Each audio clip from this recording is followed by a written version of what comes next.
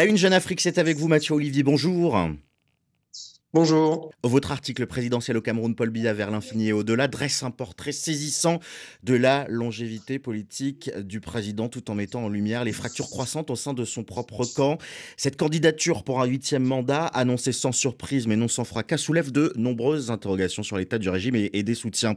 D'abord, vous décrivez un chef d'État de plus en plus absent dans votre article, physiquement et politiquement. Est-ce que vous pensez que cette gouvernance par le vide est une stratégie consciente ou bien le symptôme d'un système qui est un petit peu à bout de souffle? Il y a d'abord un mode de gouvernement qui est particulier, qui est celui de Paul Biya et qui est depuis de nombreuses années tourné vers l'isolement. Hmm. Ça a toujours été un président assez absent, un président qui ne parle pas aux médias Hmm. notamment, qui ne réunit pas régulièrement ses ministres. Ça fait des années maintenant qu'il n'y a pas eu de réel conseil des ministres.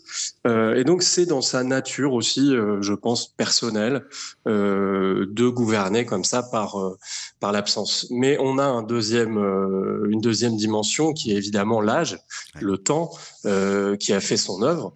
Et donc, on a vu ça s'accentuer au fur et à mesure des années, et c'est venu en fait perturber un système qui était bien rodé. C'est-à-dire qu'auparavant, on avait un Paul Biya qui disparaissait régulièrement, mais qui mettait en scène ses réapparitions Hmm. pour faire taire les critiques. Aujourd'hui, on sent qu'il est peut-être incapable de faire cela. Vous parlez de l'âge, 92 ans pour Paul Biya, mais il y a quand même un malaise chez plusieurs caciques du régime. Certains vont même jusqu'à contester la candidature ou se déclarer eux-mêmes. À quel point cette fissure est inédite dans l'histoire du RDPC?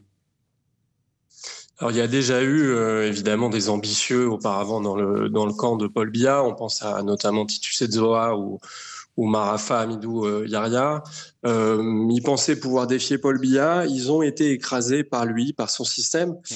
Aujourd'hui, on a le sentiment que c'est un peu différent parce qu'on a peut-être davantage une crise de confiance, y compris au cœur même du pouvoir, où on va jusqu'à douter que Paul Biya gouverne lui-même la plupart du temps.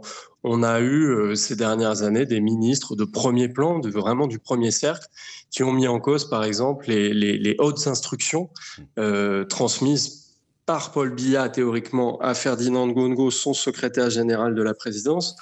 Et ces ministres estimaient que ces hautes instructions pouvaient être fausses. Et ça, ce sont des inquiétudes qui n'ont pas trouvé de réponse ces dernières années. Les inquiétudes sont restées là, Hmm. latentes, et Paul Biya n'y a finalement pas répondu, et sans doute n'a-t-il pas été capable d'y répondre. Et Hmm. ça, c'est quand même assez inédit. Dans votre article, vous montrez que Biya n'a même plus besoin de consulter son parti pour annoncer sa candidature. Est-ce qu'on est encore face à une formation politique ou est-ce que c'est une cour où seule la fidélité personnelle va compter? Alors le RDPC, c'est une machine un petit peu particulière puisque bon, il n'y a jamais eu d'autre figure que Paul Biya. Hmm. C'est quelque chose qui fonctionne parce que c'est l'ancien parti unique surtout et qu'il est accolé à l'administration depuis des décennies. Mais il faut bien comprendre qu'il est de toute évidence traversé par les mêmes doutes que l'ensemble de la société camerounaise. Donc on va se poser la question, est-ce que Paul Biya gouverne directement? Hmm. Est-ce qu'il peut faire campagne?